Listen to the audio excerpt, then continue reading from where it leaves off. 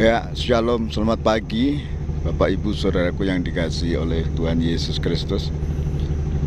Kami baru ada di atas feri, akan menyeberang dari Pelabuhan Karyango ke Penajam. Ada pelayanan yang lama yang kami akan lihat ke sana. Ini hutan bakau, itu adalah feri yang ada. Saya dengan istri dan dalam arti tugas pelayanan harus dikerjakan sampai akhirnya, artinya sampai akhir hayat.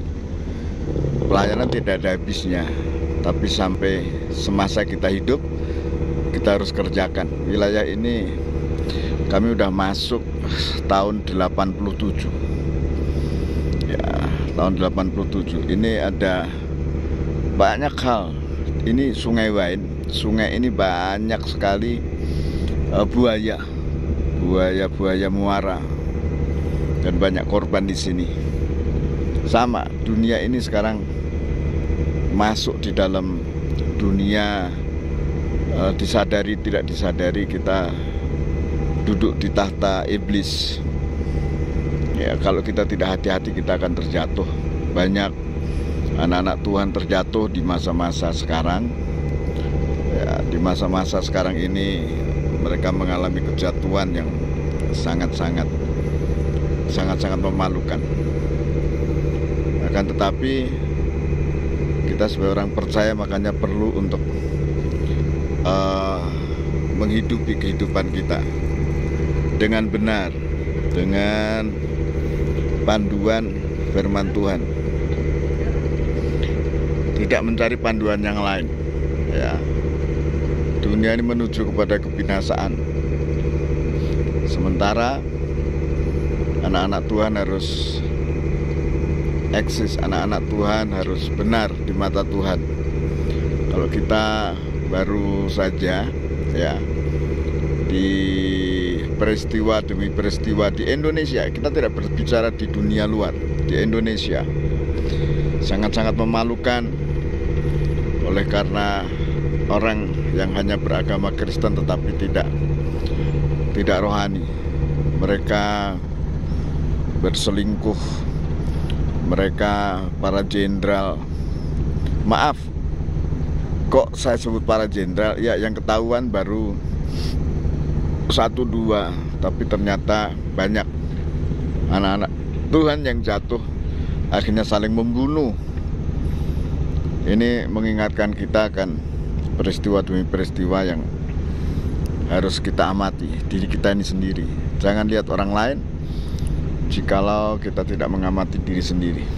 Seperti hutan ini, hutan bakau ini tidak ada penduduknya, seolah-olah seperti itu, tetapi ada ikan-ikan yang besar, ada buaya-buaya yang besar di sini. Ini sama seperti peristiwa di dalam pengutusan agung. Dunia ini belum dijangkau seperti hutan yang belum dijangkau ini. Ya, belum dijangkau oleh berita Injil. Ya, ini tanggung jawab siapa? Saya juga tidak bisa berkata kenapa saya tidak.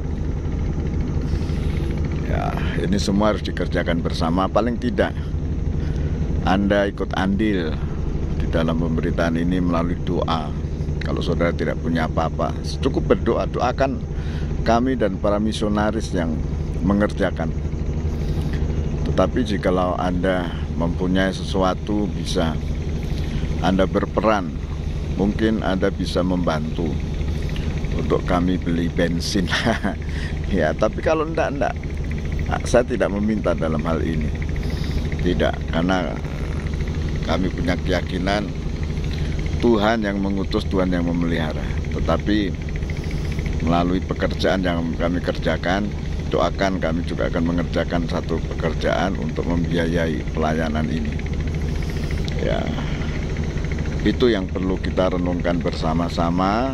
Untuk itu Ini adalah bagian kita, orang-orang percaya, untuk mengerjakan bersama-sama. Ini mulai jalan ferinya, kiranya sampai dengan sampai selamat di tempat tujuan. Kami masih perjalanan cukup jauh, nanti mungkin kami sampai malam ya. Oke, saya kira begitu. Tuhan Yesus memberkati kita semua. Haleluya, amin.